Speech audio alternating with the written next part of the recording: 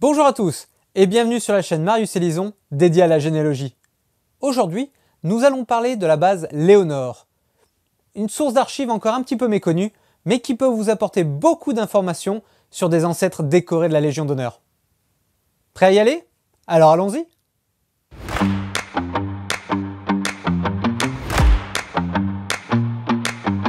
La base Léonore est un site internet qui met à la disposition des chercheurs les dossiers des personnes décorées de la Légion d'honneur.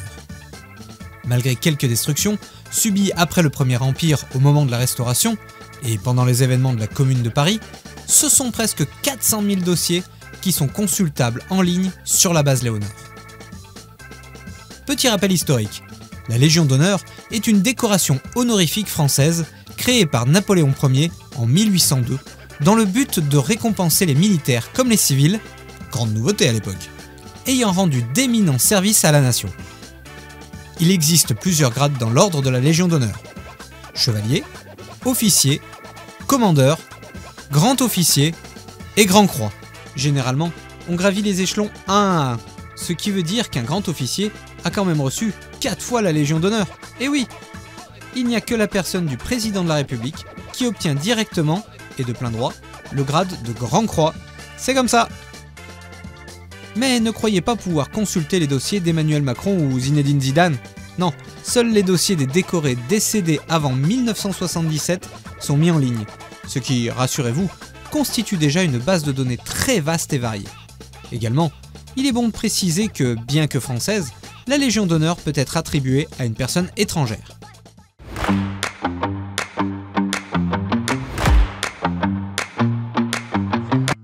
Pour constituer son dossier, le postulant doit fournir des documents banals comme un acte de naissance et souvent un acte de mariage qui peuvent quand même être très utiles aux généalogistes en cas de blocage ou de retard de mise en ligne par les archives départementales.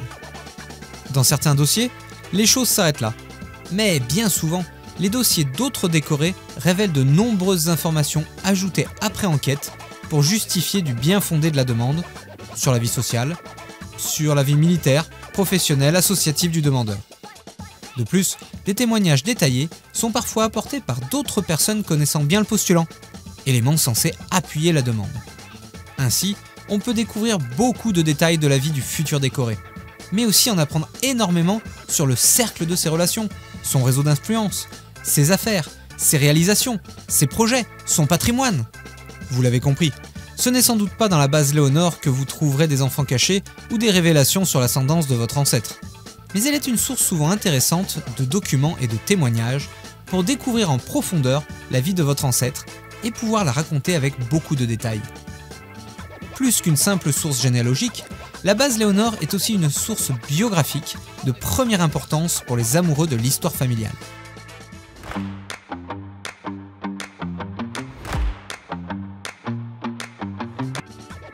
Recherchons ensemble un dossier de Légion d'honneur sur la base Léonore.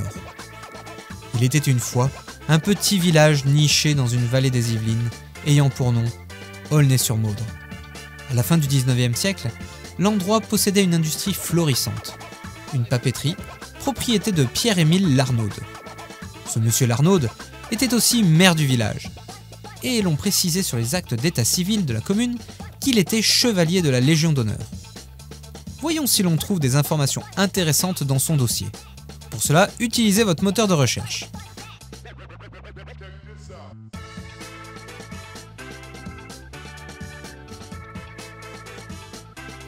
Et nous arrivons directement sur un formulaire de recherche.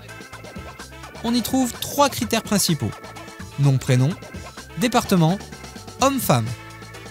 Une option recherche avancée permet d'utiliser encore d'autres critères. Dans notre cas, nous tapons simplement son nom de famille, Larnaud. Nous avons 18 résultats.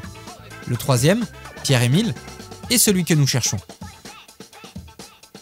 Cliquons dessus et une page de son dossier apparaît sur la droite de l'écran. Pour un bon visionnage, nous vous conseillons de télécharger l'ensemble du dossier sur votre ordinateur grâce à l'icône en bas à droite de l'écran. Celui-ci sera téléchargé en format PDF. On peut aussi consulter le dossier directement sur le site, mais la visionneuse utilisée est assez peu pratique. Ouvrons maintenant le dossier qui possède 23 pages. On agrandit l'image de manière à bien lire et on voit dès la page 2 que Pierre-Émile Larnaud devient chevalier de la Légion d'honneur en 1921, mais aussi officier en 1934. Nous aurons toujours les dossiers présentés dans l'ordre chronologique, en partant du plus récent. Ici, le premier dossier est donc celui d'officier de 1934. Avançons dans le dossier. Par exemple, on trouve page 4, le procès-verbal de réception de la décoration. On voit alors que c'est le préfet de Seine-et-Oise qui lui a remis. Page 5, une lettre que M. Larnaud a adressée à la grande chancellerie de la Légion d'honneur. Page 6 et 7, un reçu de paiement pour la dite décoration. Page 8 et 9, nous découvrons un premier document très intéressant. Un rapport effectué par la préfecture de Seine-et-Oise et adressé au ministère de l'Intérieur qui détaille de manière très précise tous les services civils et militaires rendus par M. Larnaud, ainsi que des observations sur sa vie personnelle et professionnelle. Page 10, son casier judiciaire, vierge évidemment. Page 11, nous arrivons sur le second dossier, le premier réalisé en réalité, celui de chevalier en 1921. Pages 16 et 17, nous trouvons à nouveau un rapport pour le ministère de l'Intérieur avec toujours beaucoup de détails. Page 18, le procès-verbal de réception nous apprend que la décoration a été remise par Pierre-Charles Hochet, lui-même chevalier de la Légion d'honneur. Et c'est ici que ça devient encore plus intéressant, car il s'avère que M. Hochet, centralien, était l'un des gendres de M. Larnaud et directeur technique de sa papeterie. Pour voir, juste pour voir, profitons de la base Léonore pour consulter son dossier. On procède de la même manière que pour M. Larnaud.